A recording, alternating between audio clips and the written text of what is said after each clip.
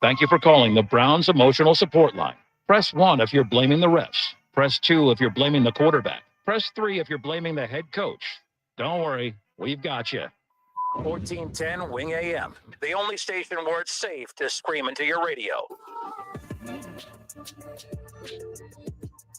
All right, everybody, we welcome you in live here on a Wednesday, the Justin Kinner Show, presented by Frickers. Frickers, your home for fun food, sports, and spirits. Jason Fitz from Yahoo Sports. He's going to join us coming up here around the corner. We'll talk all things college football. I want to open up with college football. I've had fun at the expense of Notre Dame all week. I've had fun. I think that what they have done is they've looked like complete fools this entire week. And I can sympathize with any program that misses the playoff. Ohio State's missed the playoff on a few occasions. Some years I didn't argue it. They didn't deserve to be in. Other years, like 2018, that was that one-loss Ohio State team that they lost to Purdue. I'm not going to play dumb and act like that's not a big deal. But, they put up 60-plus points on Michigan. They dominated every one of their non-con opponents. They dominated the Big Ten, but they got left out.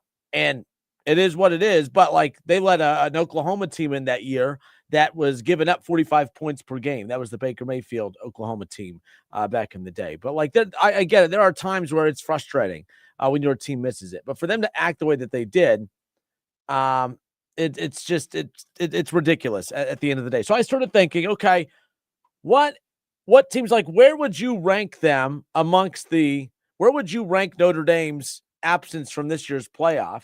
They believe that they've been screwed over by the College Football Playoff Committee. I guess what I'm curious is, where would you rank their absence from the playoff amongst the biggest screw jobs in the history of the College Football Playoff? Do you think that they got screwed over, I guess, is the other big question. I don't. So I put together a list of, to me, the top 5 screw jobs in the history of college football when it comes to the college football playoffs. Which programs in the history of the playoff got screwed over by the committee the most in the history of the playoff, dating all the way back to 2014? All right, so I put a list together for those watching live on the Justin Kinner Show Facebook page. There you have it. The top 5 college football playoff screw jobs in the history of the playoff. I'll start at number 5. I mentioned it already. Okay, Ohio State back in 2018. Okay, Ohio State in 2018.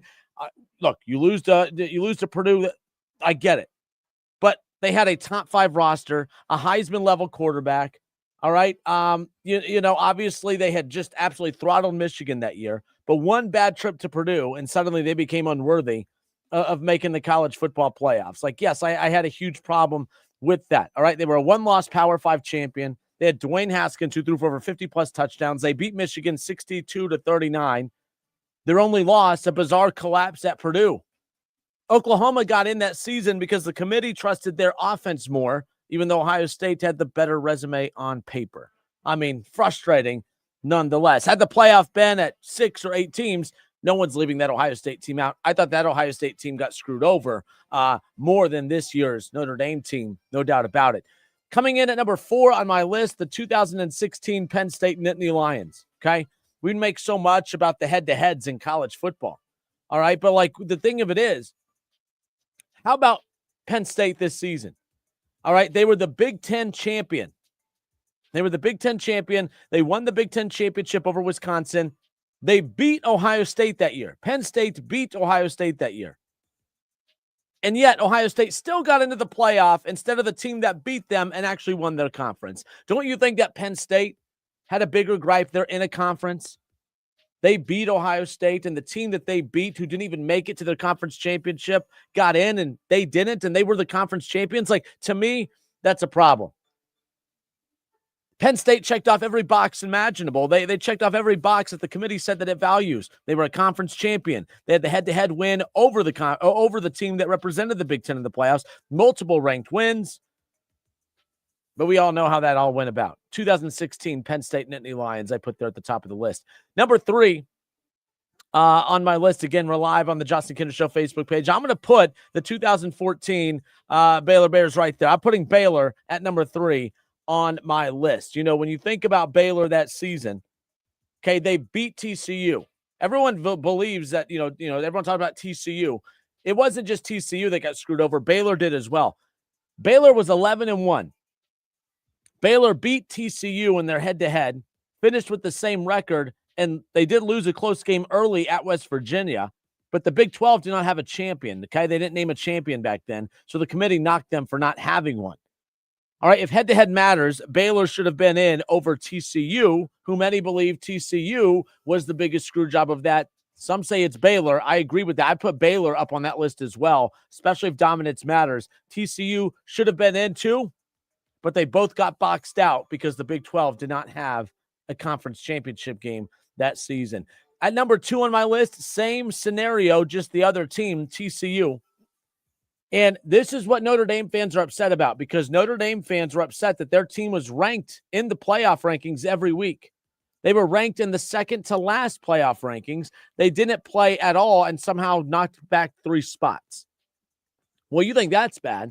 How about TCU? TCU entered the final weekend ranked as the number 3 team in the country. They were the number 3 team in the country. The very final game of the regular season, they destroyed Iowa State 55-3. After winning by 52 points, the committee still dropped them from number 3, not to 4, not to 5, all the way to 6. The committee all of a suddenly emphasized conference championships, pushing Ohio State above them after Ohio State's 59-0 win in the Big Ten championship game against Wisconsin.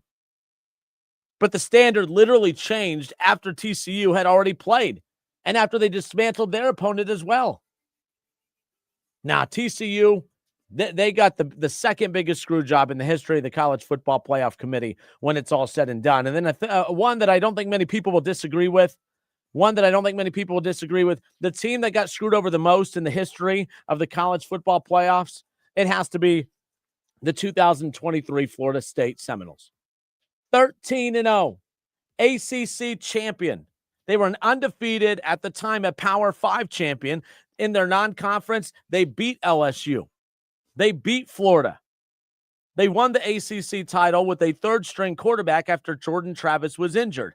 That sounds like a great storyline, but it wasn't enough of a storyline to convince the committee that they deserved to be in, because somehow, some way, an undefeated Power 5 champion with wins over LSU and Florida in the non-con wasn't good enough. The committee essentially said your quarterback is hurt, so we assume that you're not going to compete with these other top 4 teams. And they had never done anything like that before, nor was there ever precedent for us to expect that they were actually going to pull the trigger on that. To me, they were the number 1 most screwed team ever in the history of the college football playoffs. So there you go.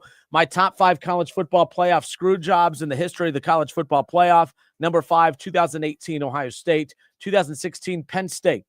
Big Ten champions. They beat Ohio State, and somehow Ohio State made the playoffs that year, and Penn State didn't.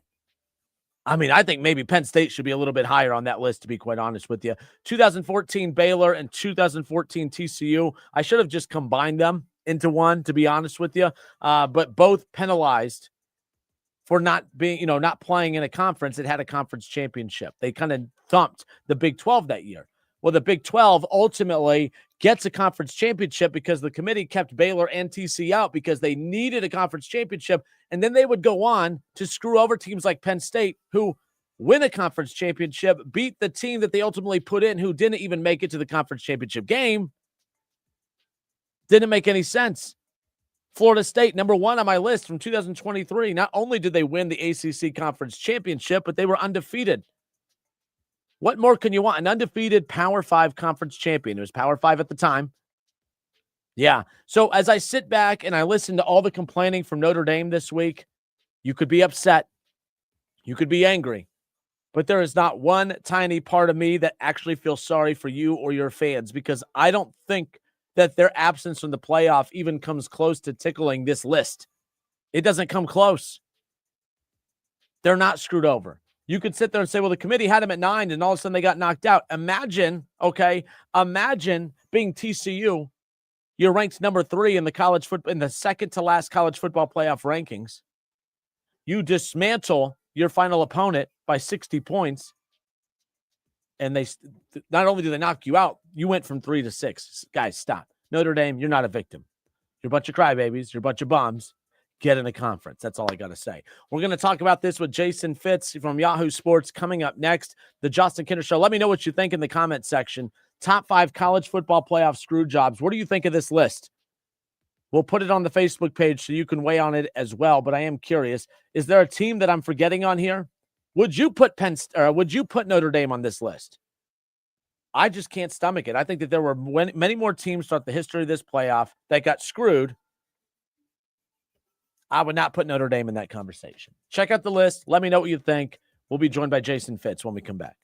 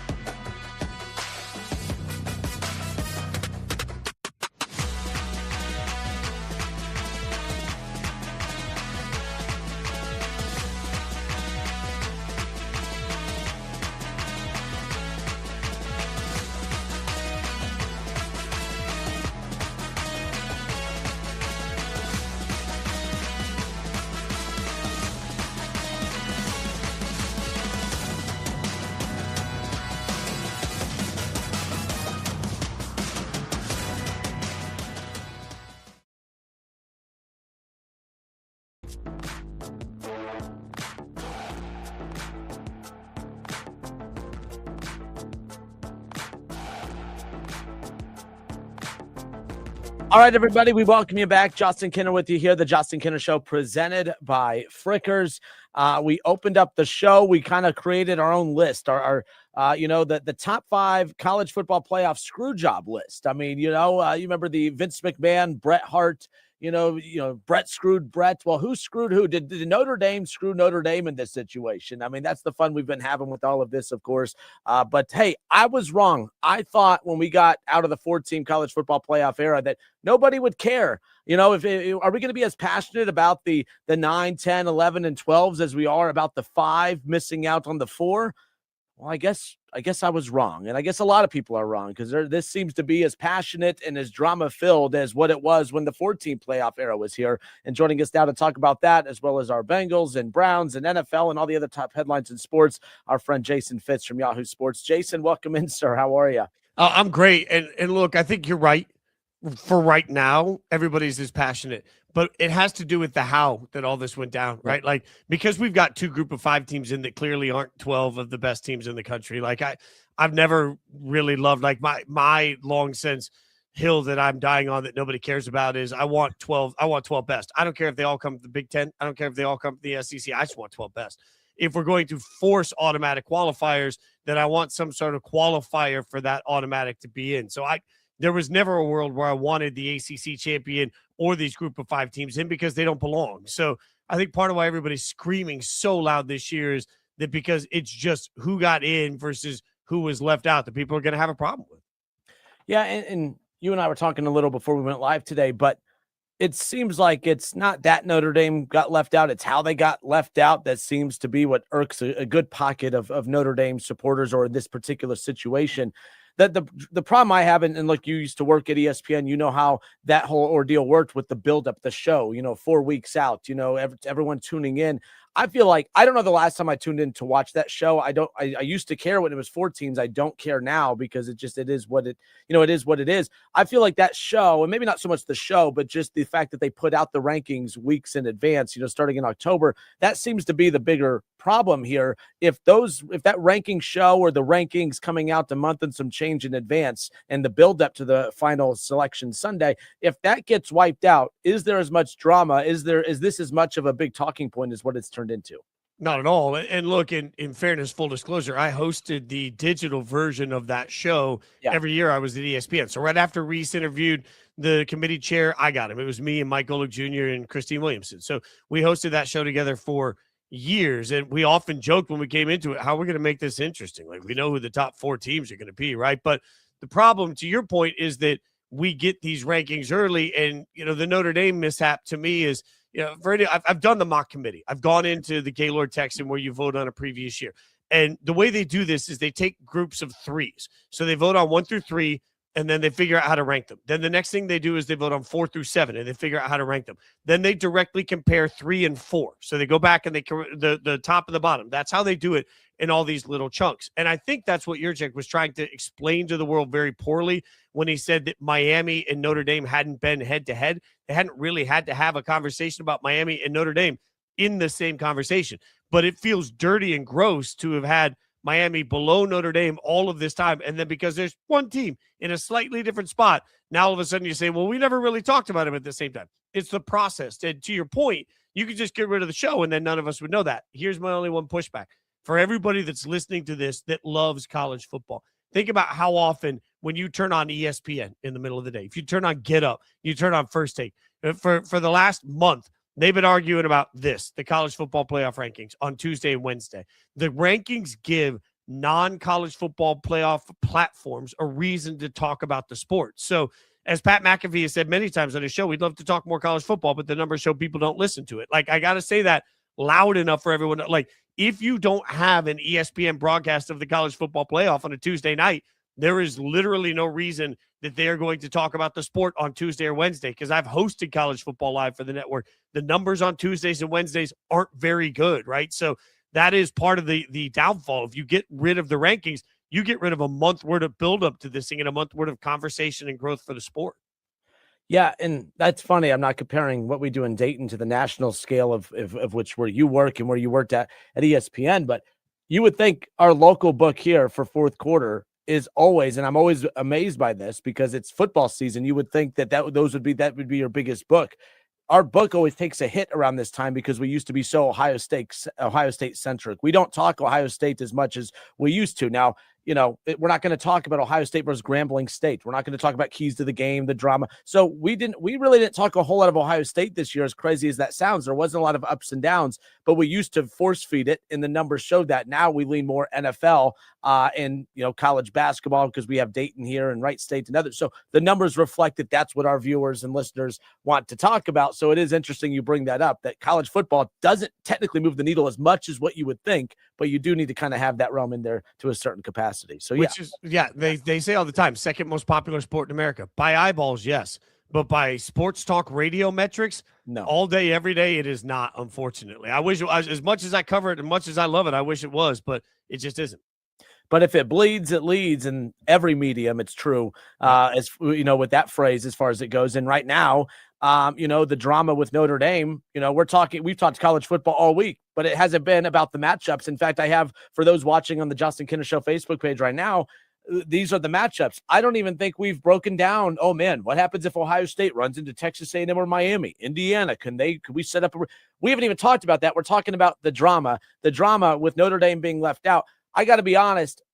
If Notre Dame would have made it, I wouldn't have cared. I wouldn't be passionate like they have no business being in. Them being left out still doesn't bother me. I don't think that they had any top quality wins. USC wins not bad, but the two good teams they did play, they lost. No conference championship, all the low-hanging fruit. To me, the biggest problem I had with all of it is the way that they handled it. I'm not a fan of them opting out of the bowl game. Their athletic director just seems to be going on any show possible to continue on what many deem as throwing a temper tantrum at this point. Where are you with how Notre Dame and the fallout of this has kind of handled it and navigated through it? Well, bowl games for Notre Dame are going to be a little bit lose-lose this year, right? Like, yes, the argument here is the kids will get the experience.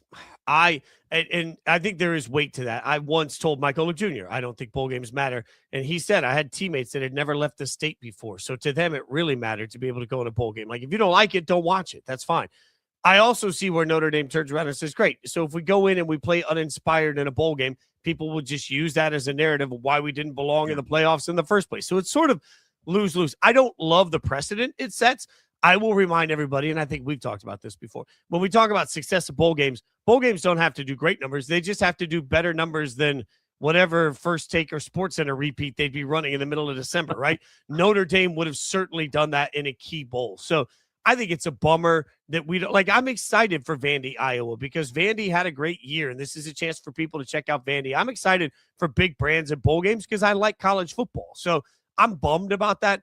I think this Notre Dame reaction, though, is it's interesting, particularly because they've also now revealed that contractually this can't happen again. Like, contractually, if they finish in the top 12, they are guaranteed a playoff spot after this year. So I cannot believe that the powers that be have agreed to that, but this is the one time you're doing this. So if this is the one time it's going to happen to you and you already know that you have writing in place that will prevent it in future years, calm down and go play a bowl game. I agree with you on that. Why do those provisions exist, by the way? Because I'm not a fan of that either. I don't think anyone is. I mean, I guess if your team benefits from that, great. And look, if you're ranked in the top 12, the chances of you being left out are pretty slim. And I know that sounds crazy because look at this particular situation, but a lot of things had to play out right. Like, they could have lost one of those two, still would have been ranked at probably 8th. I mean, the bottom line is you're not going to be left out more often than not. You're going to be left out like this. I don't like these provisions. I don't even get why, as you said, the powers that be would agree to them to begin with.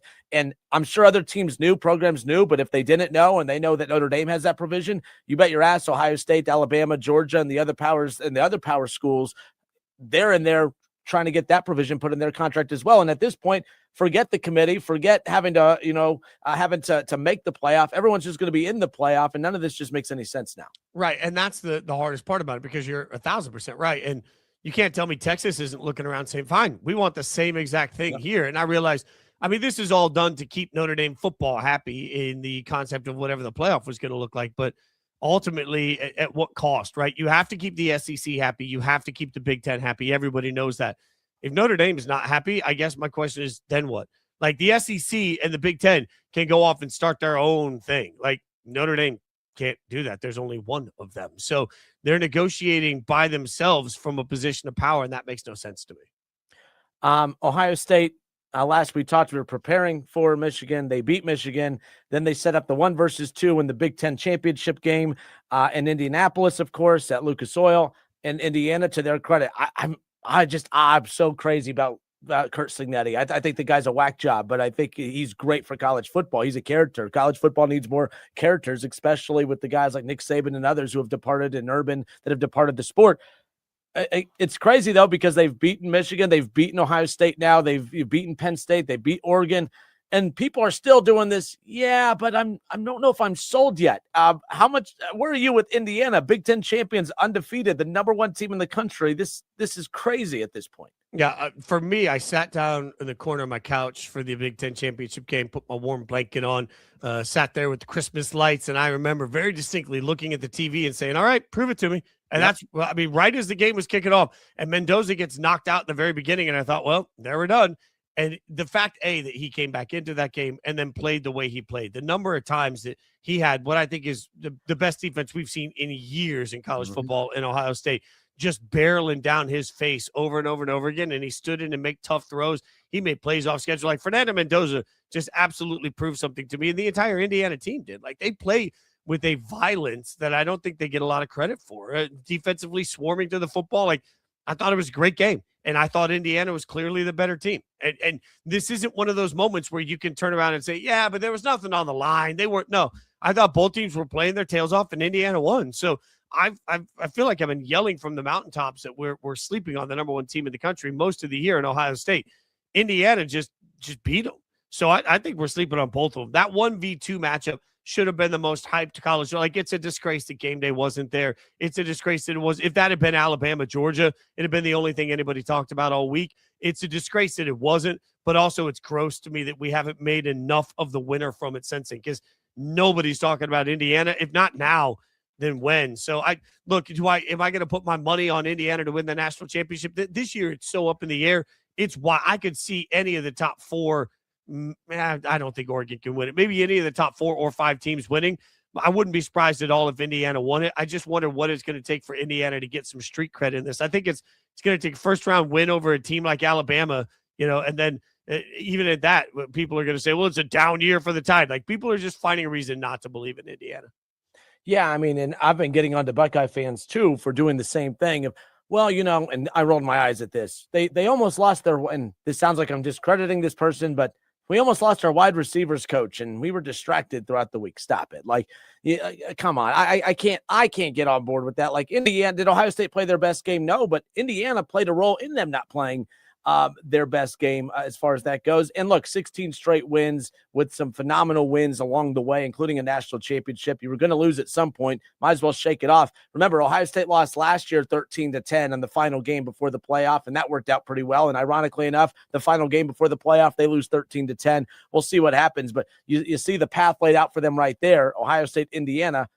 I mean, there's a good chance we could see 1-2 again in the national championship game when it all shakes out. Yeah, the only thing that scares me, Ohio State got the tougher draw because Georgia's over there, and Georgia is just they're going to take on A&M, and then they're going to have to walk through Georgia, and that's going to be that's just a beefy matchup. This Georgia team, not as good early in the season as I thought they should be. It took them a long time to sort of get defensively centered, but my God, for anyone that didn't watch the SEC championship game, the inability to run on this defense at all by Bama, they kept trying. They couldn't do it. Negative yards late in the game on that. Like, it's electric to watch Georgia play. So Georgia, Ohio State, I think could end up being the best game of the entire college football playoff if we're lucky enough to get it. Jason Fitz, Yahoo Sports. Last thing on college football as we wrap this up. Every year, there's enough of a program that throws a fit about something, and there's always a change. And it really was about a fit last year, but we saw last year they made an adjustment to the playoff without the auto bids or the auto buys going to the conference champions. They made a slight adjustment there. What's the next slight adjustment or major adjustment? Do you see this same format, same layout in a year from now for next year's college football playoff based on the reaction from what we've seen already? Throughout this process? No, I think two things will change. The conferences will look at their tie-breaking procedures to make sure they get the best teams into the conference championship game. ACC never really wanted Duke in that game to begin with. They wanted Miami in that game. A 5-way tiebreaker created that Duke situation. That's bad for the conference. They'll figure out a way to fix that. I don't know what the solution is, but they'll figure it out. And then I wouldn't be surprised at all to see a minimum ranking requirement for any team with an automatic bid. It's such an easy solution to say you're guaranteed if you win a conference championship and you are a top 20 team, you're guaranteed a bid. If you're a top 16 team, I wouldn't be surprised at all to see them force a guarantee tied into a minimum ranking just to avoid teams that don't belong. All right, two quick NFL things on the way out. Shedeur looks really, really good against bad teams, questionable against good teams. Cleveland announces that they're going to ride it out with Shedeur as their quarterback for the remainder of the season, which seems like the obvious logical choice. Big numbers, 360 yards this past weekend, 4 total touchdowns. How much of that were you impressed with? How much of it do you say, yeah, but it's the Titans? How do you feel about the Browns and Shedeur moving forward? So this goes back to the Titans-Raiders game a few months ago, or about a month ago. The Titans played the Raiders. This is the worst. I'm a Raiders fan. Everybody knows that. This is the worst Raiders team I've seen in my lifetime. Worse than the Jamarcus Russell years. This is the worst team I've ever watched play. And a buddy of mine that covers the Titans was on the field at the end of the Titans-Raiders game. And one of the Raiders coaches said to him as he was leaving the field about the Titans, that team I just saw is the worst team I've ever seen on a football field in 25 years of coaching. That I just want people to have context of how bad the Titans and Raiders are. I think they are, although they've won some games, I think they are respectively each 2 of the worst teams we've seen in modern football history. So I want to believe that this is some big moment for Shedeur. I just want us all to be patient. Let's see the rest of the season instead of anointing anything, because same message. I've been consistent on this. Falcons fans were blowing me up a year ago. Oh, Michael Penix Jr. is the answer. And I'm like, y'all got 6 games. From 6 games, you've decided that he's the answer at quarterback. I like a little bit more proof of concept. Now we get midway through this year. Unfortunately, he gets hurt. But even before he was injured, Falcons fans like, I don't know if we got the guy. Like, it takes more than 3 games, 2 of which have been against 2 of the worst teams we've seen in modern football history, for there to be any sweeping indictment one way or the other on Shedeur. Like, this is not a great radio take, but I think we need to let the rest of the season play out. I think probably worst case scenario, if I'm the Browns, if I'm picking where I don't have a shot at a quarterback next year, I'm going to bring back Shedeur. I'm probably going to bring back Dylan Gabriel because I don't want to admit that I missed on a 3rd-round pick also. And I'm going to bring in another vet, and I'm going to let them all compete all offseason and see who can be my best starter next year. But I think the Browns are probably still a year away from knowing what they have at the quarterback position, because it's going to take more time, more time on task, more body of work to know where Shedeur is. Well, the good news is they may not have to bring a veteran in, because they already announced that that Deshaun will be on the roster next year. So Deshaun is saving them money. Think of the money that they won't have to spend now on a veteran quarterback. They just, he's saving them money. I've always thought Deshaun has been saving them money over the years. It's incredible. You're right, though. There's a very real chance that Deshaun Watson can be the starting quarterback of the Browns next year, and I don't think anybody's ready for that. Anybody. Hey, you know what? If he's the Houston Deshaun, but we've been saying that for years. Yeah, so we can move on. We can move on. All right, good stuff. Jason Fitz, Yahoo Sports. Jason, you the man. I appreciate you as always, and we'll talk again next week. Take care. All right, good stuff. The Justin Kinner Show presented by Frickers. Frickers, your home for fun, food, sports, and spirits. 937-518-1410. More of the Justin Kinner Show next.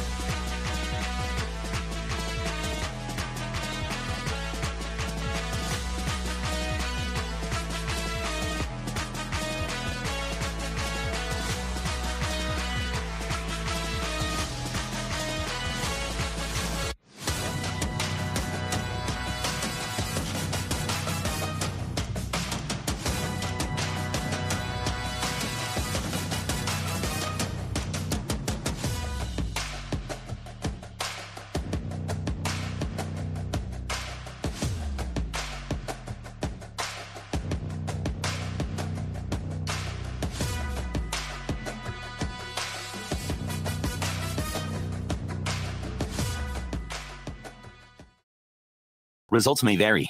Some shows give you hot takes. We give you hot takes, cold takes, wrong takes. We'll let you know when Kinner has a right take. The Justin Kinner Show. Weekdays 3 to 5 on 1410 ESPN Wing AM. Now, back to the Justin Kinner Show on 1410 ESPN Radio and on the stream at wingam.com. Justin Kinner back with you here, Dayton's ESPN Radio, 1410 Wing AM. Thank you, Jason Fitz with Yahoo Sports, giving us time like he does each and every week. 937-518-1410. That's the name. That's the number. I'm sorry, to call and jump in on the conversation. You could also text that number as well. Yeah, we opened up the show today. Look, Notre Dame, a lot of crying from the Fighting Irish fans when it comes to them being left out of the college football playoffs. It's died down a little today, and I'll probably be done with it today. But I just wanted to be clear.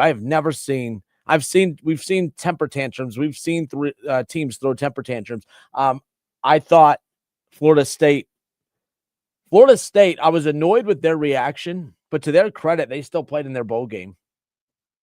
To Florida State's credit, when they got left out of the playoff, back when they finished as a, Power 4, Power 5, undefeated conference champion, to their credit, 2023 Florida State, they played in their bowl game.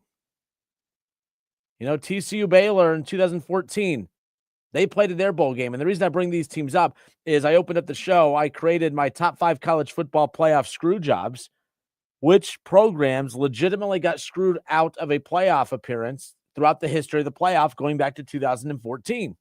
It's been around now for 11 years. And in the last decade, I think there's been a handful of teams who have been screwed over by the committee. And I shouldn't say screwed over, because with this list that I have right here, every team that made the playoff, to me, deserved to be in the playoff. I don't think there was a year that I felt like teams shouldn't be in. The one thing that the 12-team playoff was supposed to do was provide us the talking points of every team that deserved to be in is in.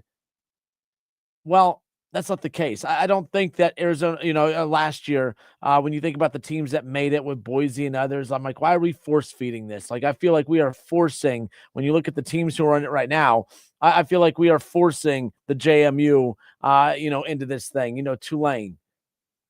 I'm not a big fan of these teams popping up into this equation. And it doesn't mean they're bad programs. It doesn't mean that these kids aren't talented, but this just feels like it's being forced upon us as fans, and I'm not a fan of that. I'll meet Notre Dame fans halfway. Here's the one argument that I have been getting a lot, and to be fair, it's not an argument because it's the way the playoff is set up. That's why JMU and Tulane are in here. But theoretically, if this really was about the best teams, I would take James Madison and toss them out. I would toss Tulane out, and honestly, it would come down to Texas and Notre Dame filling those final spots. I would have replaced Tulane with Notre Dame, and we'd get Notre Dame and Ole Miss in the first round, and I would have replaced James Madison with Texas. And you could maybe make an argument for not make an argument. BYU should be the 13th team just on the outside looking in.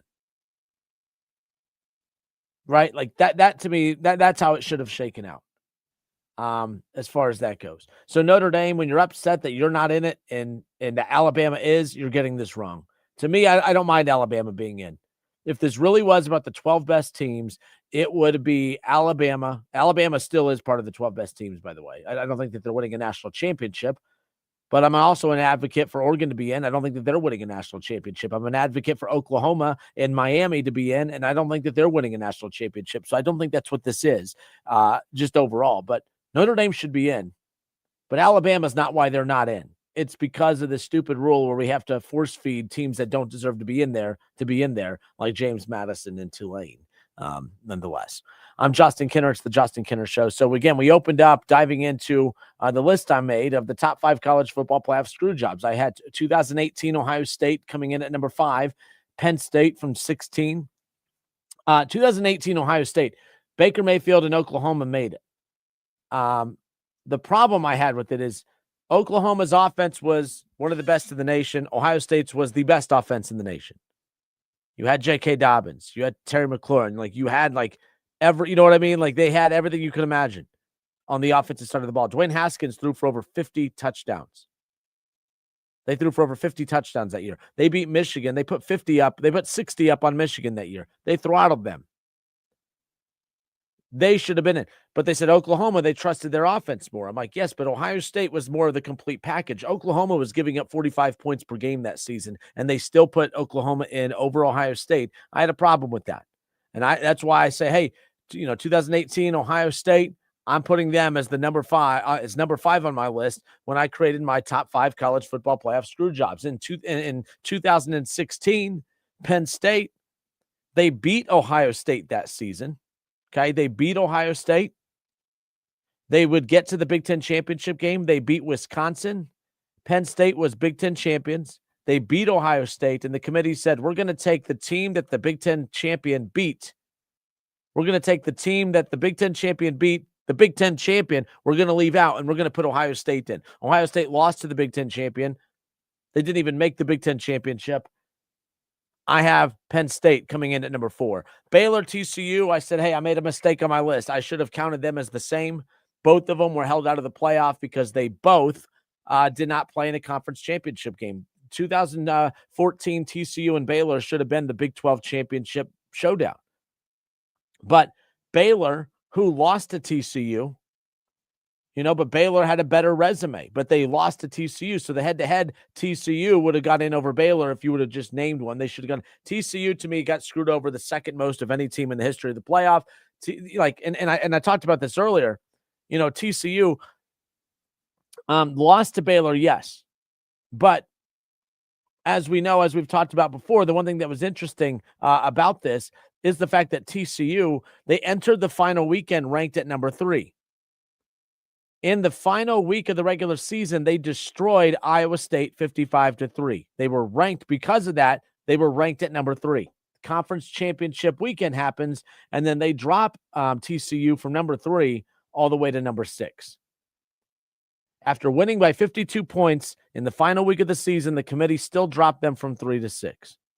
All of a sudden, the committee just was super passionate about conference championships. They forced those conference championships on to conferences like the Big 12. And then the Big 12 gets conference championships. They missed it for the next couple of years, of course. But then they allow Ohio State in over Penn State when Penn State was the Big Ten champion. Ohio State didn't even get there. And the number 1 team on my list, of course, coming in on that is the 2023 Florida State Seminoles, of course. Undefeated, 13-0 ACC Power 5 champion.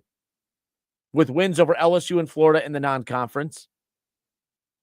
They won the ACC championship game, too. They won it, but they were without their quarterback for the last couple of games of the season, and they went from looking dominant to barely being able to move the ball, and the committee just said, you know what? Your quarterback is hurt. We're just basing this off of the eye test over the last couple of weeks. Even though you still won those games, you didn't look pretty doing it, and they ultimately kept them out. And it created the biggest public backlash in the history of the college football playoff. Some would say that's, but to me, I didn't like how Florida State handled it necessarily, but they had a gripe. I understood where their anger was coming from. I don't understand where Notre Dame's anger is coming from. I mean, you could be angry you didn't make the playoff, but to act like a bunch of spoiled, rich children, entitled children, I think is where I'm having a hard time connecting with them at. So there you go. That's my top 5 college football playoff screw job list as far as that goes. One thing we talked about with Jason Fitz as well was the fact that because of Notre Dame's temper tantrum, we haven't really been able to focus on the field itself. It's a super talented field. I'm very excited about the potential matchups. I mean, like Ohio State is going to face the winner between Texas A&M and Miami, no matter who they play in the Fiesta Bowl and in the quarterfinals. That's going to be massive. That's going to be a huge showdown. You're going to face Texas A&M, by the way, who ended up finishing at 7th. They were sitting in the top 3 pretty much the entire season. Texas A&M is a legit team. Ohio State was pretty much number 1 the entire season. That's a heck of a quarterfinal showdown. And the winner of that will go on to face most likely Georgia. I am very intrigued by Ole Miss. I feel like, I could definitely envision a storyline of, a team whose head coach basically quit on them to take the LSU job it's going to be fascinating to see what ultimately happens. What kind of run can Ole Miss go on? They finished 6th in the final college football playoff rankings. And, it's just one of those things as we kind of sit back and look at that. They're going to play Tulane. The crazy thing is they've already faced Tulane. This is a rematch. Ole Miss beat Tulane back in week 4 of the college football season, 45-10. They blew the doors off Tulane. And the winner will go on to face Georgia. Now, Ole Miss, all right, they're sitting here right now. When you look at their record and kind of who they are, they did lose to Georgia. But Ole Miss is 11-1. Their only loss was against Georgia just about a month and some change ago, and they lost 43-35. They lost by a possession. That was a heck of a game. And if that's what we get in the quarterfinals, that's going to be pretty dang impressive. Chambliss, the quarterback for Ole Miss, threw for 263 yards and a touchdown. Ole Miss, the problem is they struggled running the football against Georgia. That's going to be my concern. If Ohio State runs into Georgia, what are they going to look like when they struggle to run the football? But Ohio State, Georgia in the semifinal. And then on the other side, Oregon and James Madison, I think we know. Look, Oregon's going to come out on top in that. That's going to set up a Texas Tech-Oregon matchup. Indiana will wait and face the winner between Alabama and Oklahoma. That's another rematch. I was talking with a friend of mine here at work, Ryan Drake, earlier today. That was his biggest problem is that the committee set up a lot of rematches, especially in the opening round. We've already seen Oklahoma, who finished 10-2 on the season. We've already seen them play Alabama. They beat Alabama 23-21 just a few weeks ago. 23-21. It was a heck of a game, and we're going to be in for another good game. But Alabama, Oklahoma, the winner will go on to face Indiana in the first round. Potentially Indiana, Alabama, Oregon, Texas Tech in the quarterfinals. Then you get Indiana against Alabama. Like we talked about this with Jason, I do feel like because it's the Indiana brand, I don't think we don't respect the brand. Since Curt Cinetti has taken over, Indiana has only 2 losses. They lost to Notre Dame last year in the playoff and Ohio State in the regular season. And they haven't lost at all this season. But since Curt Cinetti has taken over, he took shots at Penn State, he took shots at Michigan, he took shots at Ohio State. And to his credit, he's beat Ohio State. He's beat Michigan. He's beat Penn State. They went on the road and they won by double digits at Oregon earlier this year when Oregon was the number 3 team in the country. And now here we are 2 years into the Curt Cinetti run. And in year 2, Indiana is undefeated. They are Big Ten champions and they didn't beat Iowa. They didn't beat Purdue to win their Big Ten championship. They won the face of the conference. And yeah, I find a lot of people doing this. I still need to see it more. We've seen them beat Michigan already. We've seen them beat Penn State. We've seen them beat Oregon. We've seen them beat Ohio State. And I do feel like, and maybe I'm guilty of this too, we're all kind of sitting back saying, I kind of need to see them beat Alabama or Oklahoma for me to buy in and believe. But very well easily could see another rematch in these playoffs between Indiana and Oregon in the semifinal. Could potentially see Indiana versus Texas Tech. Who knows? But the bottom line is those are the potential matchups right there. Could see Georgia, Ohio State in the semifinal with Indiana and Oregon in the semifinal, or Oklahoma and Oregon. Either way, a lot of really fun matchups that we're going to get to watch and follow throughout this playoff nonetheless. Okay, we spent a lot of time on yesterday's show on the Cincinnati Reds. Very disappointed in the Reds. They did not close the door. They did not close the deal. I'm sorry. They definitely closed the door. They could not close the deal, so they closed the door on the Kyle Schwarber sweepstakes. Again, they offered Kyle Schwarber 5 years, $25 million per.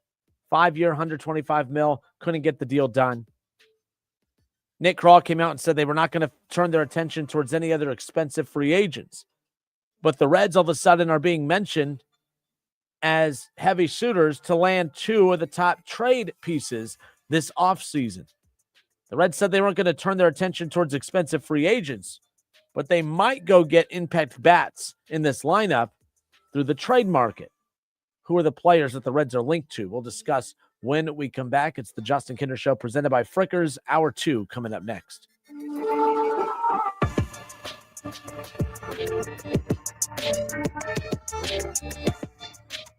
The Cincinnati Bengals defense is just like Chick-fil-A. Not available on Sundays. The Justin Kinner Show, 1410.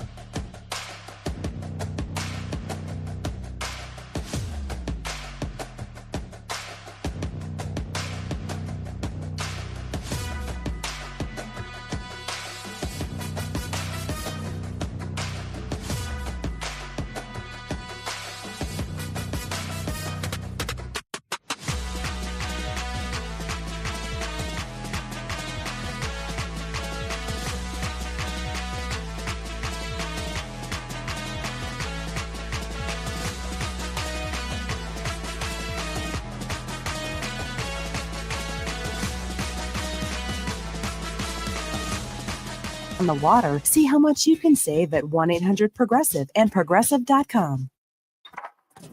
Reds tried to make a splash in free agency. They sent the player a Venmo request instead. Only Cincinnati could negotiate backwards. The Justin Kinner Show, 1410 ESPN Radio.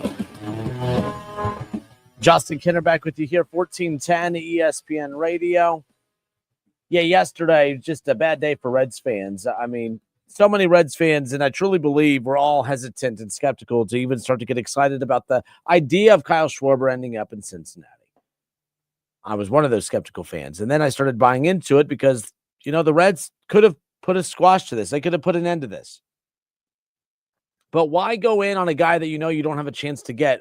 Because the only thing you risk a lot, actually. What you end up doing is you end up leading your fans along, thinking that you're actually going to do something that we all knew you weren't going to do, but then we started thinking, well, maybe you'll do something different because you have a generational talent in Elly De La Cruz. You have a great rotation. You have Hunter Green. You have a Hall of Fame manager in Terry Francona. Silly us for thinking that this organization was all of a sudden going to do something slightly different, right?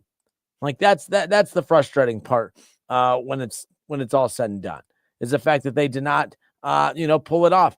And again, I kept looking at it in the year-by-year dollars that they lost out on Kyle Schwarber over, but they got outbid by $25 million over the length of the contract. But I looked at it as a year-by-year basis. Like I said, if the Reds get to the end of this season and they miss the playoffs by a couple of games, and how many games would have been won if you missed the playoffs by a couple of games? How many of those couple of games would have been won had you had a guy that has the power of Kyle Schwarber, who hit 56 home runs last year and, of course, 130 RBIs? Dusty Baker was just recently quoted as saying, man, the Reds need to do everything they can to land him. He would hit 70 home runs if he played the majority of his games in that ballpark. Elly De La Cruz led the Reds with 20-something home runs last year. Kyle Schwarber had 56.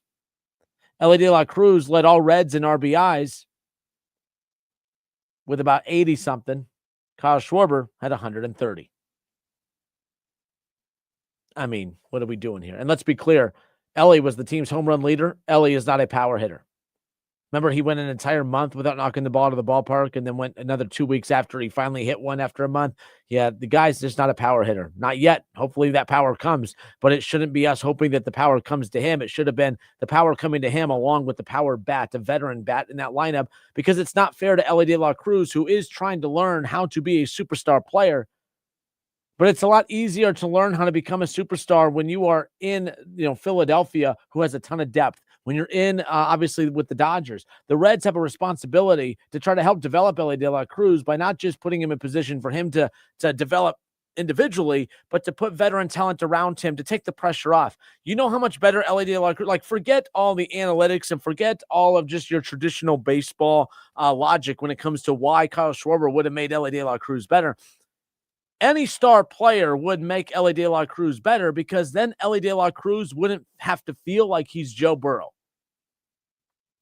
Where Joe Burrow and Jamar Chase feel like they have to do absolutely every tiny little thing, Elly De La Cruz will not have to feel like he has to do every little tiny thing for his team to succeed.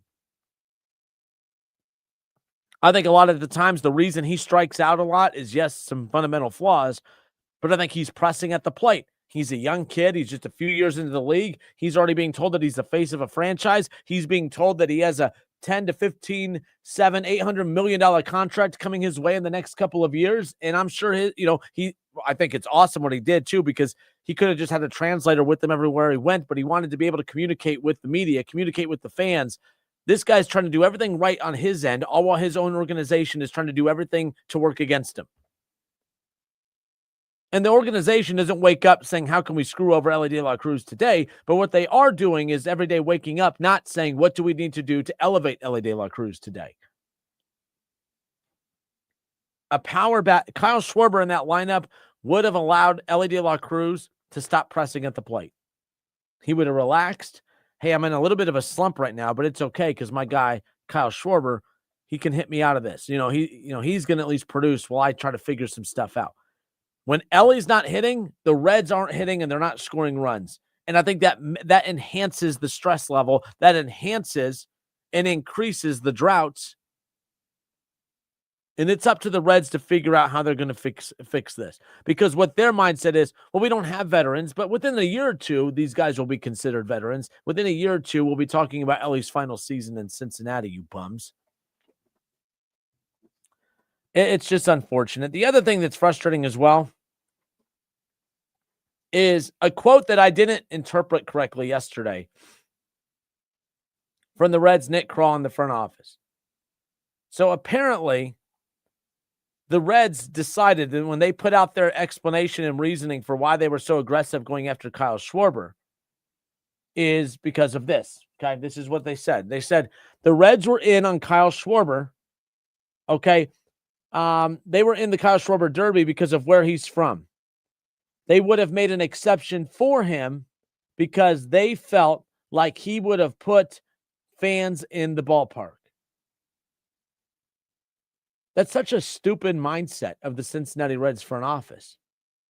Pete Alonso will put my ass in the ballpark. Any attempt at bringing by the way, and what a backhanded way to stick it to the guys in that clubhouse.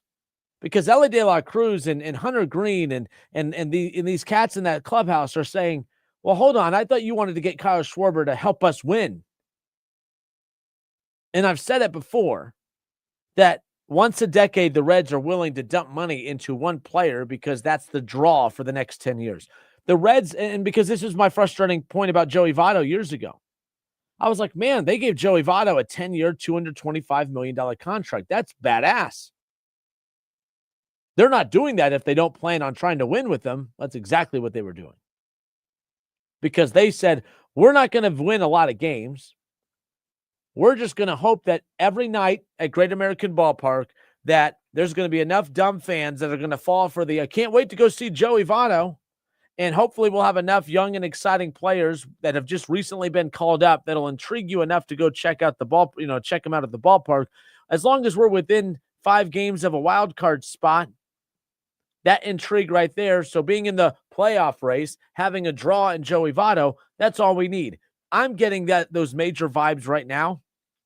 I'm getting we're not going to go all out to get a Kyle Schwarber. We're not going to go all out to get a superstar because, Ellie De La Cruz, you're going to come to the ballpark to watch him. He's the draw.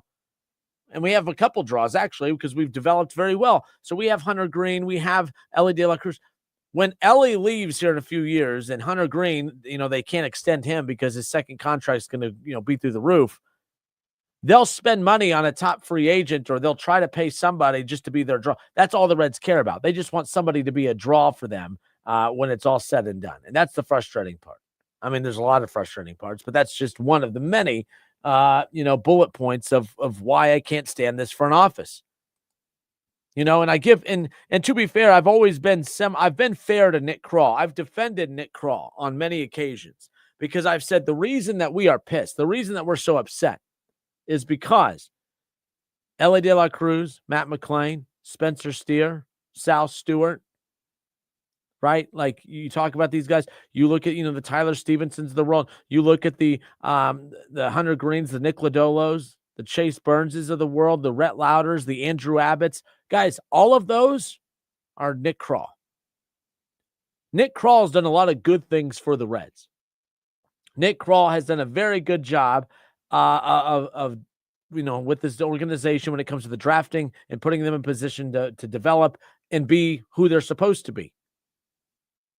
So I got to give Nick Krall some credit for getting the Reds to the point to where we're pissed off. I think he's way better than what the Pirates have working over there. The Reds, the reason we're angry is because we have expectations. The reason we have expectations is because this team has talent. And the reason that this team has talent is because of our guy, Nick Krall. But the reason that we also get mad at Nick Krall is because we've got to the point to where we don't care what this team has anymore because we know that this team doesn't have enough to ultimately accomplish what we want them to. And what we thought was, the Reds aren't going to be aggressive in free agency and for another year or two. 2 years ago, we said this, to let these young guys start to develop a bit. Well, they're developed, and we know what this team needs, and yet they're refusing to go and to address those needs. Man, oh man. I'm Justin Kinner. It's the Justin Kinner Show, 1410 ESPN Radio. So the one thing that is interesting about this Reds team is the fact that, okay, where do they go from here? All right, now what? They swung and missed on Kyle Schwarber. Now where do they go from here? What's coming up? You know, the Reds said that they were not going to pursue any other top free agents. I did see today that Pete Alonso was an available free agent. You wanted a power bat in Schwarber. You could have got a power bat in Pete Alonso. A great first baseman for you. And the Orioles got a 5-year, $155 million deal done with him. That was just north of 30, 35, or 35 mil a year, in that range. So to the Orioles' credit, it came out yesterday that the Pirates offered Kyle Schwarber 4 years, $100 million, $25 mil a year. The Reds offered Kyle Schwarber 5 years, $125 mil, $25 mil a year. We all know that he ultimately signed with the Phillies on a 5-year, $150 million contract at $30 a year. What we also found out after yesterday was that the Phillies agreed to that deal with Schwarber, but that Schwarber's team went back to every other team to see if anyone would match what the Phillies would do. The Reds declined, the Pirates declined, and the Orioles said yes. The Orioles said, we will match what the Phillies are offering. Ultimately, Schwarber, who I do think wanted to be a Red, decided to stay put in Philadelphia because the difference was $25 million. But to the Orioles' credit, this is why I appreciate the Orioles. The Orioles didn't say, well, we were able to scrounge up enough change to match their offer of 5 years, $150 million. And since we lost out on him, we're not going to, they could have said, they took that $150 million that they were going to use for Kyle Schwarber after they struck out on him. And the Orioles said, all right, well, let's go get Pete Alonso. And they gave that same money to him. It's basically what the Reds did with Joey Votto back in 2012. You remember Watt Jocketty? Used to be with the Cardinals. He comes over to the Reds. Albert Pujols, Cardinals legend, was about to become a free agent. The Reds had cleared enough money to give Albert Pujols 10 years, $225 million deal. The Reds were positioning themselves to go get Albert Pujols. Could you imagine Albert Pujols in Cincinnati at that ballpark? That would have been unreal. So what ended up happening is the Cardinals offered, the Angels offered Albert Pujols more money. The Reds didn't land Albert Pujols, so they took the same money that they laid out for Albert Pujols and basically just slotted it over and said, Joey Votto, do you want this? And the Reds got Joey Votto for that money. So I thought that that's what happened here. The Reds offered, obviously, 5 years, 5 years, $25 million a year per. I thought they would take that exact money and use it elsewhere. And that's not the case. The Reds will not use that money to go address a power bat. And that's very, very unfortunate. So don't get your hopes up, because what I thought was, oh man, it's like if you're looking for a house. Hey, I have enough money saved up for this house. Hey, did they accept my offer? Hey, I put an offer in on a home. Hopefully we can get this house under contract. Oh, they declined our offer. Well, shoot, I guess we're just going to be homeless. No, what you do is you take the money that you got approved for a home, and you go and you find another home that you're going to put that money towards. That's not what the Reds are doing here. They put up enough money to go get a home. Their offer got rejected, and instead of going to look for another home, they're just going to remain homeless. The Reds are a bunch of fill in the blanks. They don't care about you. They don't care about the players on this team. They care about themselves, and that's the unfortunate part. I'm Justin Kinner. It's the Justin Kinner Show, 1410 ESPN Radio. 937-518-1410. I'm sorry, some calls came in. I didn't see them in time. Well, I'll get you guys put on hold during this break. We'll be right back. More of the Justin Kinner Show next.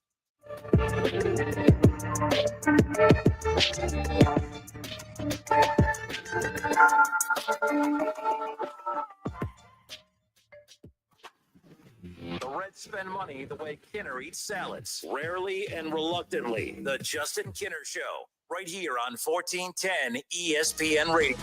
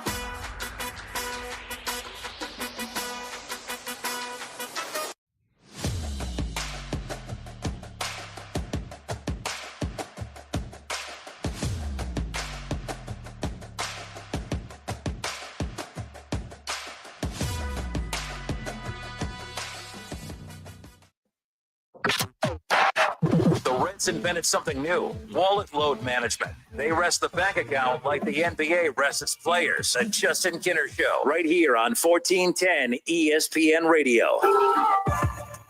937-518-1410, the number to call and jump in on the conversation.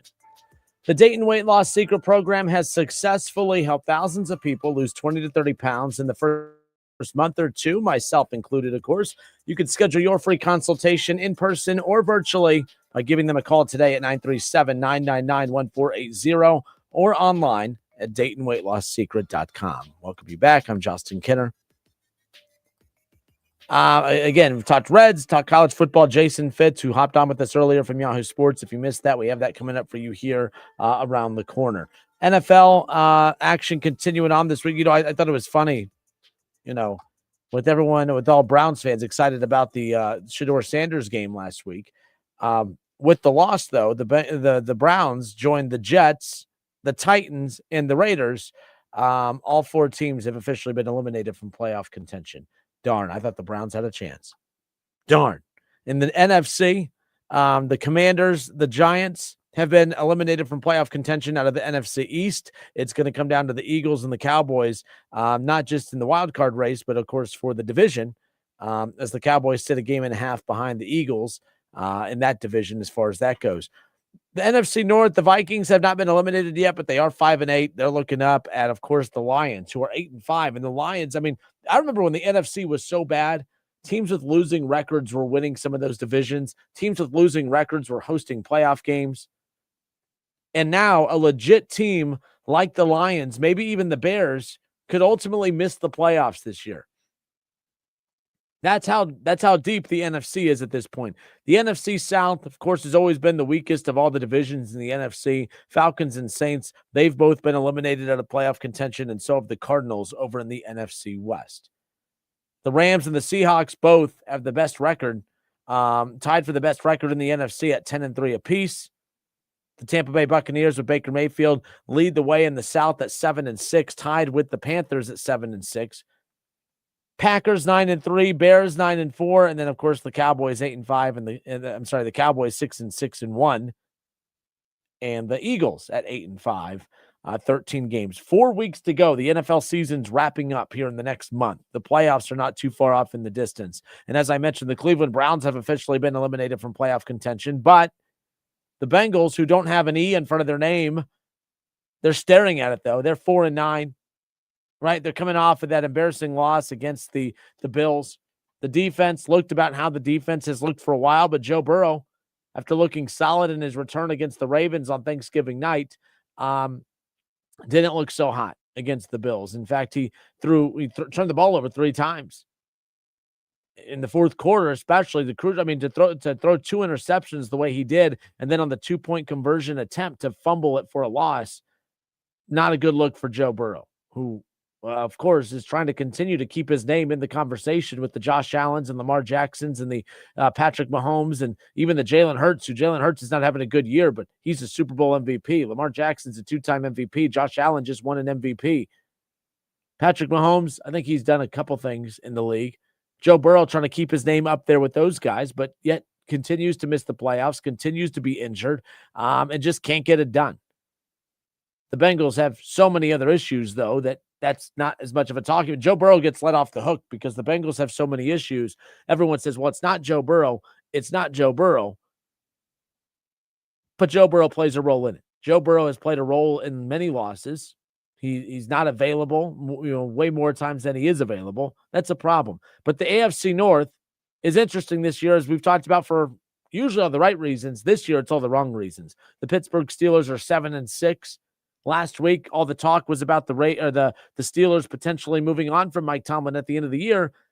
Then they get a win over the Ravens. They're 7-6, sitting atop the division. Not only does it look like Mike Tomlin might extend his 500 win streak at this point, but they may very well win this division because the Baltimore Ravens, their 1-4 start, their 1-5 start was chalked up a lot to, okay, they were without Lamar Jackson, and they had a ton of injury. They had a ton of injuries. I'm sorry, on the defensive side of the ball, but they've started to get more healthy. You've had Lamar Jackson back, but Lamar Jackson looks like a shadow of what he used to, winning those MVPs. And Lamar was fantastic last year. Probably should have won an MVP last year. Josh Allen ultimately won it, but I thought Lamar's year last year was more impressive than his previous MVP.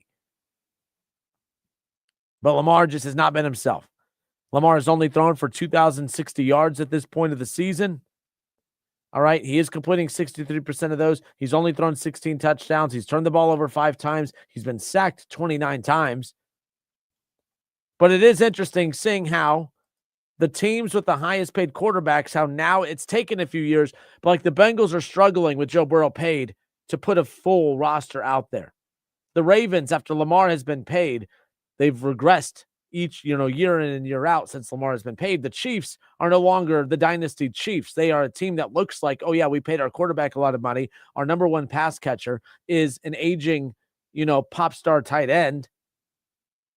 The Bills are 9-4. Yes, they're solid, but they look like a team that has a very, very highly paid quarterback and that they're trying to piecemeal the rest of the roster together. Look at the top teams in the league right now. You look at the New England Patriots, quarterback on a rookie deal. This isn't rocket science. This isn't new. The Eagles are 8-5. Jalen Hurts has been paid. They don't look like the dominant Eagles anymore. The Cowboys, ever since they've paid Dak Prescott, they have really struggled to put a consistent contender out on that field. They look like a team that has a highly paid quarterback with a lot of deficiencies throughout the remainder of the roster. The Packers just paid Jordan Love, so we'll start to see that deteriorate over the years. But look at the Bears as they've jumped back in to the fun. They're good again. Why? Quarterback on a rookie deal, and they're able to piece it together. The Seattle Seahawks, they paid $40 million for Sam Darnold, but that's not the $55 million that Joe Burrow and the 53, 54 that Lamar Jackson is getting, and the Patrick Mahomes and company and those guys. So the bottom line is now we're starting to see the league even out a bit. Who's going to jump up and take advantage of this window? The Bears have an opportunity to do it. The Patriots look like they're going to be in prime position to do it. Houston, I thought, was going to be able to do it. They're 8-5. I thought after the rookie year that we saw from C.J. Stroud that they would be the next one to jump up and grab the league by its throat. They're good this year, but they're not elite. The Broncos, that's another prime example. They're not paying Bo Nix anything right now. So all their money is being put on the defensive side of the ball, and that's why they're as dominant as what they are. They've given up 235 points over in the AFC West. The Raiders have given up 332. The Chiefs have given up 252. The Chargers have given up 271. The Broncos, effective offensively, but elite defensively because they can put their money there. The Ravens aren't the defensive team they used to be because all their money's on the offensive side of the ball. The Bengals don't even know what a defense is until they run into a good one on game day. The Browns, and this is what pisses me off about the Browns, is the Browns have a super expensive quarterback, fully guaranteed money.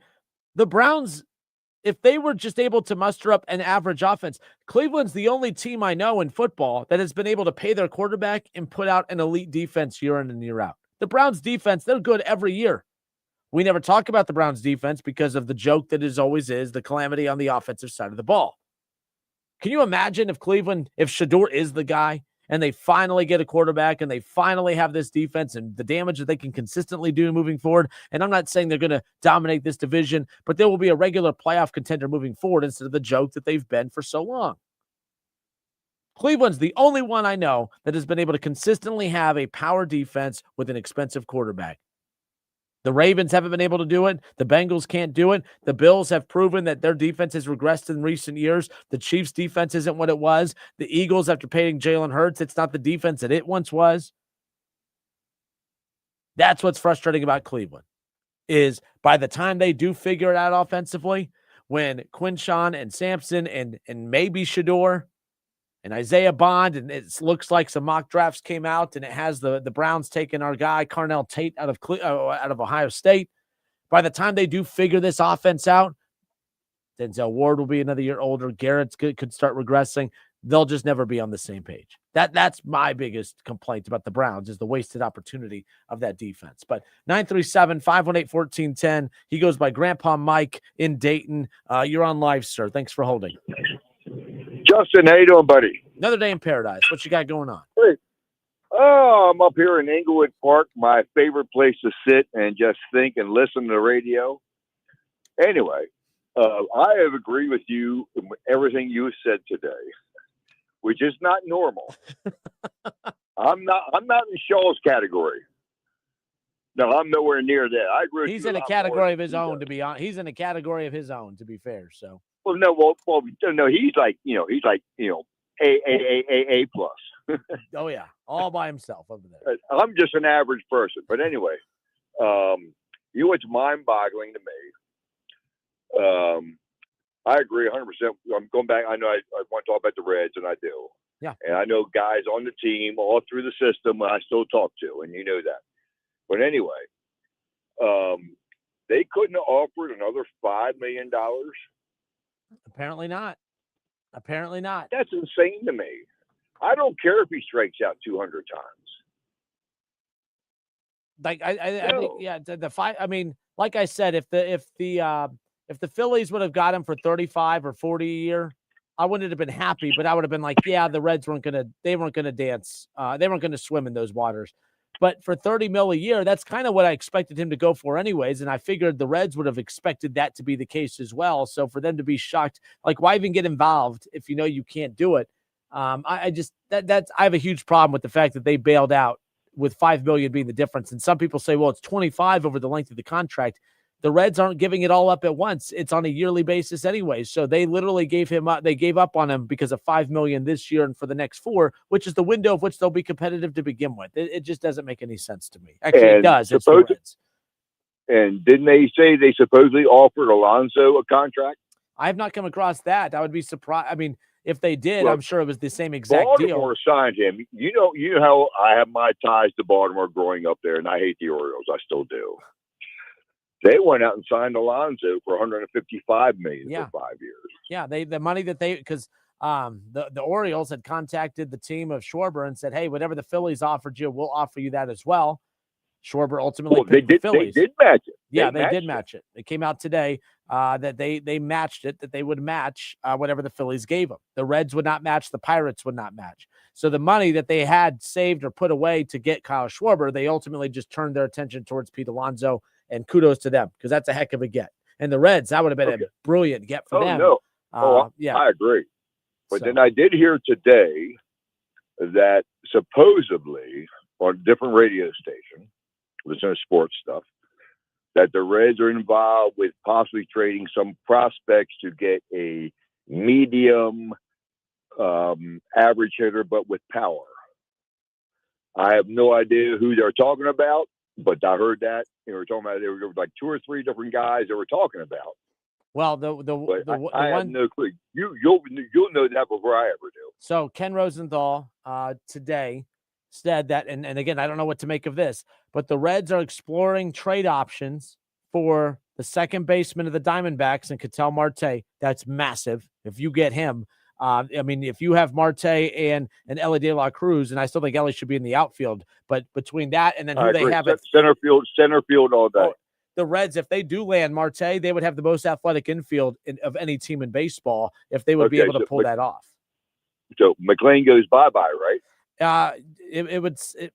Unless you move McLean to short. I would move McLean to short. That's where Justin, where would you move McLean? Kid Arroyo coming up. They got to let this kid play. They got to give him a shot. So I've seen him play. All right. The shortstop. I mean, I know he's coming up through the ranks, but at some point you need veteran players that can get out there and actually play. And I'm hoping that McLean actually turns back the clock and returns to what he was his rookie year and not what he was last year. Because last year was a nightmare. That was not good last year. Oh, that was a nightmare. Yeah. It not was good. Totally. And actually for a lot of those guys in reality. But across the board. Put McLean at short, put Ellie in center, put Friedel in left, keep Marte in right. Marte at right, but especially at third. Who's your first baseman? Who's the first baseman? Stewart? Spencer Steer last year, statistically, from a defensive standpoint, was phenomenal at first base last year. From the advanced analytics tell you he did. He was a Gold Glove finalist. He was a Gold Glove finalist at first base. Oh yeah. Well, okay, have Stewart train behind him because Stewart can still play some third, but not as effectively. He's not going to replace the guy they got from Pittsburgh. I mean, he's the best defense. I mean, Brian Hayes is the best third baseman in baseball defensively. Oh yeah, he's the best. I don't care if he hits 200. Yeah, so that's why I'm like, everybody else got hit 260. So if the Reds do go pull the trigger, and I doubt that they do, but if they do go get Marte, from the Diamondbacks, and they pull that off, I think that's pretty phenomenal, because if you have Brian Hayes at third, you have Marte at second, and Ellie, even with his flaws at short, that's the most athletic middle infield of any team in baseball. Now, is it the best? I don't know, but I would love that. So the other guy they're looking at, Mike, is the second baseman, Brandon Lowe, over at the Rays. I'm assuming it would take less to get Lowe than it would to get Marte, and I wouldn't be surprised if Lowe ends up being the guy that they pull the trigger on. Okay, what do you know offhand what his averages are, like batting and stuff like that? For the kid from the A's? No, I do not. Let me go. No. The guy you said from the Rays, right? Lowe? Yeah, Lowe from the Rays, yes. I have no idea what his averages, his stats are, stuff like that, because that's important to me. I mean, that's important to the Reds and everybody. I mean, yeah, I think it's just good, yeah. But as far as Lowe goes, again, Josh Lowe, like last year, as far as that's concerned, he hit 220 last year. This guy has Reds written all over him, Mike. This guy has Reds written all over him. Timeout. Stop. 220. 220. Stop. Forget it. Yeah. I don't want any parts of it. He hit 220. 270. I'll be happy. Yeah, but he hit 220 with 11 home runs and 40 RBIs. Mike, he's as good as a Red. What's that doing for me? No, it ain't doing anything. But that's what I'm saying. He's as good as a Red. That's the problem. And so yeah, because I'm with you. They it's embarrassing. So Marte for the Diamondbacks. Oh my gosh, he hit 283, hit 28 home runs. That'd be a gold mine. Yes, I would love him. And if you have to ultimately give up, Hunter Green. Now let me ask you, to get Ketel Marte from the Diamondbacks, you're having to give up Hunter Green. I don't see how you would have. I don't see how you would not have to. I don't agree there. They got enough talent in their system, pitching wise. They can give up a couple of prospects who are close and keep Hunter. I know Hunter. I love Hunter. His mom and dad are two of the most impressive people I've ever met in my life, and I'm 71 years old. But anyway, I keep Hunter. I want to see Hunter healthy all year. Yeah, but he's never been healthy any year. That's been the concern. Is not one year. He has been on the IL every year. Give him one more year. Well, they still have him for another, 2 years, 3 years? Isn't it to 28? I mean, yeah. Oh, yeah. They still have him for another 3 years. They have him for another to 29. So 28. Well, either way. So you keep him, but there's other guys they could trade. There's a lot of them. They're loaded in pitching. But hey, you know what? I just came across this. I find this hilarious. I don't know why, but breaking news on 3 Sports and others have reported that Michigan has just fired their head coach, Sharon Moore. Really? Unless I just got on Facebook, yes. See, I stay off Facebook. I'm sorry. Well, this is the old Twitter machine. This is the old X machine. Wow. Yeah. Michigan. Fired Michigan coach. They fired him. Interesting. All right. Well, hey, I appreciate the call as always, Grandpa. I appreciate the time. I know this is the longest we've ever talked together. I'll be in touch. My Ravens suck. Oh, yeah. What's going on there? God only knows, buddy. Lamar's not healthy. I don't know what the hell's wrong with him, but he's not healthy. Yeah, I need. There's no way. I'm pulling for the Ravens this week. The only reason I can make it as a Browns fan is Joe Burrow and the Bengals suffering, and the Bengals fans suffering. So that's how do you cope as a Browns fan? When the Bengals suffer, I feel much better. That's how I get through the Browns being what they are. So there you go. But I got to dive into this Jerome Moore stuff, Grandpa Mike. I got to jump off this. You do. Yes, but sir. you be safe, because I'll be on the road for the next few days. I'll talk to you later. Take care. Be safe traveling. 937-518-1410. Jerome Moore, out of there. Oh, man, Michigan turning a new leaf. They decided, hey, you know what? We need just good, honest people running our program. What the heck happened? We'll be right back. Sharon Moore, Michigan, fires their head football coach.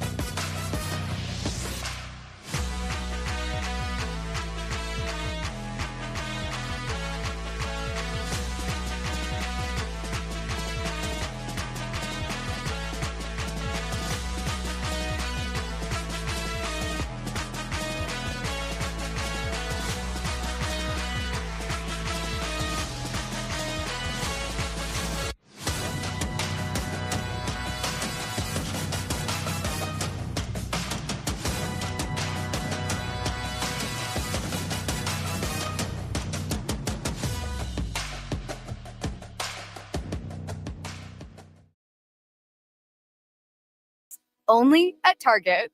Restrictions apply. Thank you for calling Michigan Tech Support. For stolen signs, press 1. For mysteriously dropped headset communications, press 2. For a cheating scandal that Michigan hasn't been caught for yet, press 3. You know what? Please hold. The Justin Kinner Show, 1410 ESPN Radio. Now, back to the Justin Kinner Show on 1410 ESPN Radio and on the stream at wingam.com. I didn't follow those prompts correctly. I didn't hear them say for firing their head coach, press 3. I mean, what the heck is going on? We welcome you back. It's the Justin Kinner Show. So this is breaking news. It just happened about less than 20 minutes, half hour ago. This is just according to a quick write-up on ESPN. There's more from On3 and others. But apparently, as we sit here right now, that team up north has officially fired their head coach, Sharon Moore. Michigan has fired coach Sharon Moore. Sources told ESPN's Pete Thamel, Dan Wetzel, and Adam Schefter. Adam Schefter, I'm tired of seeing his name pop up in college stuff. Like, he drives me up the wall. Adam Schefter, please just butt out. Like, ESPN there's so many really talented college football reporters out there. I have no clue why this egomaniac has to be involved in breaking news for college, but whatever. I know he's a Michigan guy. Adam Schefter is, so, whatever. But he does this all the time, and it irritates me. But let me reset here. According to ESPN's Pete Thamel, Dan Wetzel as well, Adam Schefter, and others, Michigan has fired head coach Sharon Moore. Michigan went 9-3 this past season, finished ranked 18th in the college football playoff rankings. Overall, finished 18-8 as the team's coach after replacing Jim Harbaugh. Now, again, there's more that's coming out that, again, fired for cause for an inappropriate relationship with the staff member. So that was the write-up from ESPN. Nick Schultz with On3. This is the write-up that has a little bit more details. Says that Sharon Moore has been fired as the Michigan head coach, according to Pete Nakos with On3.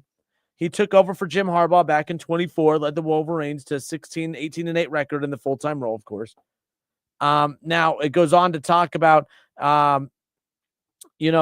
Michigan and Moore moving on and having to, basically, like, the bottom line is, I'm sorry, I'm trying to skim through this, and you could tell I'm just filling time, just trying to find where in this article, as I just pulled it up as I went live, to be able to give more details on this. But it doesn't matter because they're also preparing for their Citrus Bowl matchup against Texas coming up on December 31st. I'll be surprised if Michigan doesn't back out of this bowl game. It's not like it's a playoff game where it has to be played. I'm curious to see if Michigan and Texas still goes down, which means there's still an opportunity for the crybaby Fighting Irish to say, hey, we'll take this game for you, but nonetheless, guys, this is crazy. I don't know all the details. I'm sorry. I know this is a bad segment. I came back with not all the information. I just come across the article, just heard the news. So as I'm pulling it up, it's giving a lot of fluff in there, just about, where he played football, this stuff. There's nothing in there. All that's coming out on Twitter is that it was an inappropriate relationship with the staff member. I don't want to speak out of turn on that. I don't know what the details of that inappropriate relationship with the staff member are, but I will say it does appear, just from speculation on my end, just from sitting back looking in, things at Michigan haven't been going well. I mean, even when they won a national championship, they couldn't enjoy it. And I'm not here to I'm not here to stir the pot with this. The reason Michigan fans had every right to be so pissed off is because they couldn't truly enjoy being a fan of their team winning a national championship, because the entire thing was made a mockery of because of the cheating scandal. And we can get into what they were found guilty of, what they did not do. If everyone else does it, I don't give a damn. The bottom line is nobody views that outside of Michigan country as a legit national championship. Nobody, like, no one respects it. There's just too much that came out that made it feel icky, if you will. All right. And Michigan fans had to deal with people like me, had to deal with Buckeye fans, had to deal with any fan out there that wasn't a Michigan fan saying, yeah, congratulations, cool national championship, dude, but there's an asterisk next to it. Whether you put it there or not, it doesn't matter. Nobody respects it. Last year, Ohio State wins a national championship, and to anyone, I mean, they did it the right way. They fought through adversity.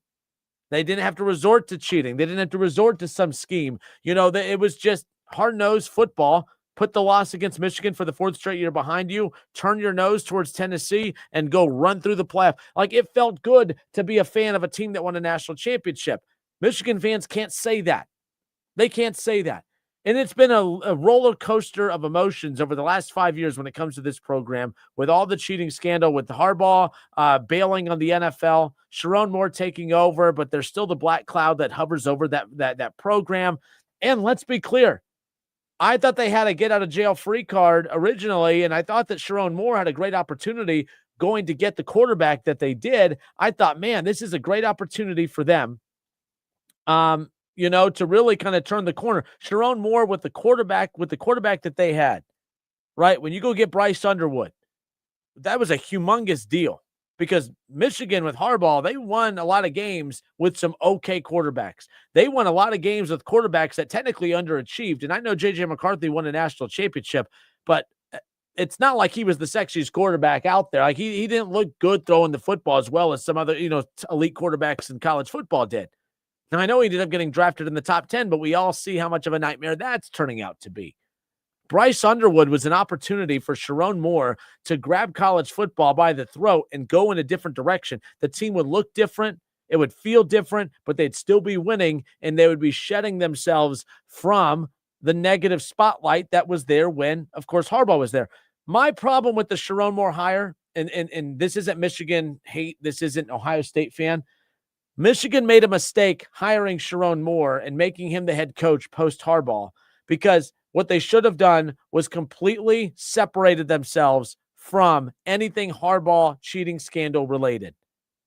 Even to this day, we still look at Sharon Moore and say, yeah, I still see and feel the Harbaugh cheating era. I can't respect you because of that. And if I was Sharon Moore back in the day, I know it's tough to get a D1 college job, but let's not act like Sharon Moore would not have gotten an opportunity somewhere. If I'm Sharon Moore, I would not have even have taken that job, because he had to have known that the unknown of what was to come down, the hammer that could have potentially come down, and it wasn't a hammer. It was maybe a little, one of the little plastic hammers, a little toy hammer. It wasn't even anything, but he didn't know that at the time. I mean, he really risked being raked over the coals, and that's basically what happened anyways. My point of all of this is you had Bryce Underwood. You had an opportunity to reset. They didn't get better as the season went on, and I think that he's an expensive coach to get out of that deal with. So I think when it's all said and done, it's just one of those where they had to make an executive decision, and they fired him for cause, but they found cause. They found cause, and I think that's what's interesting about all of this is, if they're winning games, whatever this inappropriate relationship with the staff member is or whatever, I guarantee you the school overlooks it. But because you're losing, we want to get you the hell out of here. It was the same thing with Michigan State a few years ago. I just hate when schools do this, because when coaches like this are doing crazy stuff, the schools pretend to not have a problem with it if you're winning, but now they're morally outraged. That's why I was really expecting LSU to find something really bad on Brian Kelly, because I thought that they were going to do the whole, hey, we're firing Brian Kelly for cause now because we found something that we really weren't upset with during his time here, but now that we're looking to get out of having to pay him, this is what we found. I don't know any more information than what's out there. For those watching on Facebook and YouTube, I apologize. The camera just died on me. I must not have this plugged in right, but it doesn't matter. We only have a couple minutes left. Let's go to Shaw. Shaw, I know you're a Michigan fan. How you feeling? How you feeling about this? Shocked. There's been rumors now for a couple weeks that something was coming down the pipe. We were told from all the beat writers and everything that it was just hearsay and it wasn't true, but the smoke was getting, the fire was becoming hotter and hotter and hotter. The avalanche was coming bigger and bigger and bigger. And then the news came out today. It was actually, I don't know. I'd seen something on one of the boards that he was already fired earlier in the day, and it took until now to come out. But yeah, I don't know. Shocked. Don't know where they're going to go, because it was Matt Campbell's job. I don't know. that is weird timing. Yeah. I mean, and I think Matt Campbell. Yeah. Hey, how about Kerry Combs, baby? I mean, special teams coach. Going to get the Ohio State guy, No, look, this is weird. By the way, real quick, sorry, Shaw, on this, where are you at? Like, I feel like And again, I don't know the details of how inappropriate this is it just deemed inappropriate because you're not allowed to, obviously have a relationship with coworkers, or is this a thing that they're not really morally outraged by, but they were looking for a reason to get out from this? We say that there's nothing out there, but what if there is something out there? What if they have found something they like and they don't want to risk not getting it? The timing seems weird unless that they really are morally outraged by this inappropriate relationship, according to sources. From what I'm hearing up there, this is something that could have got back at the university if they didn't fire him. Oh, well, why didn't they just continue to support him? That's what they do. No, in all seriousness. Yeah. And so this might be a legit bad thing. Like like a Mel Tucker thing. So accusations. No, and I don't want to use the phrase, but like it could be potential accusations, not just, oh, he had a relationship with somebody. It could be accusations is what this could maybe be. All of it. I mean, yes, is my answer to everything you just asked. Like, it could be all of it. It could be allegations. It could be that they found that he actually was doing some things he shouldn't have been doing with a staff member. And by the way, he is married and has kids. And it's ugly. It's not going to look good at all. I mean, it already doesn't look good at all. But moving forward, moving this a little bit forward, it's very interesting because now the transfer portal is open for Michigan and everybody can leave. And that's the interesting part. That means Underwood, that means all of them. And they just had a very decent recruiting class come in. Now, what does that mean? So once again, Michigan's in shambles while Ohio State is running off to a national championship, possibly. And they're just making leaps and bounds while Michigan's falling further and further behind. It's the 2010s all over again. So I have no clue what they do here. I can't even think of a name that's out there. I mean, damn. The Brian. I mean, you're not going to go Brian, but and that's not a terrible. By the way, not a horrible hire, but it won't feel good because it'll feel like you're just forcing it versus whatever. Brian Kelly's a name. Chip Kelly. One of the Kellys. I don't know. I have no clue. Out of that bunch, I'd rather go Brian, but I really don't want Brian either. I don't know. And the thing about it is we're about to find out if what everybody up there always says. Well, the Michigan football coach comes open. It's one of the top 10 coaches, and anybody will take it. Well, we're about to find out because I didn't know of any other names that were in the carousel that were worth a darn. And most of the other coaches that you would have wanted have already signed somewhere. Now, I mean, I guess we're about to find out what this money really is worth, I guess. I don't know. Yeah, and you're going to hear the typical, you'll hear the Sabans. I've never believed the Urban thing, but Urban's always been, Urban apparently had this list and Michigan was secretively on it. Now, this is well before he got the Ohio State job, of course, but, right. Who knows? By the way, there were so many big jobs that opened up. LSU, Florida. I mean, Penn State's a big job. I wouldn't take Penn State over Michigan, but Penn State was available before Michigan. So you're right. We're going to find out, because it could be whoever coach takes this next job, it could be someone that's currently employed at the moment and they never thought about potentially leaving, but now it seems like a possibility. So who knows what's going to happen. Maybe Harbaugh comes back. Oh, no, he can't. No, that's not happening. We do know that. We do know that. But all right, NCAA's made that perfectly clear. But I went over. So, all right, Shaw, appreciate you. And I'm not letting you get a go blue in there for that one. But for those of you who just tuned in, yes, Michigan has fired Sharon Moore with cause. Inappropriate relationship with a staff member. We don't know the details. We'll know more on tomorrow's show. All right. Appreciate you guys. Thank you for tuning in. We'll do this again tomorrow. Until tomorrow, it's been the Justin Kinner Show presented by Frickers.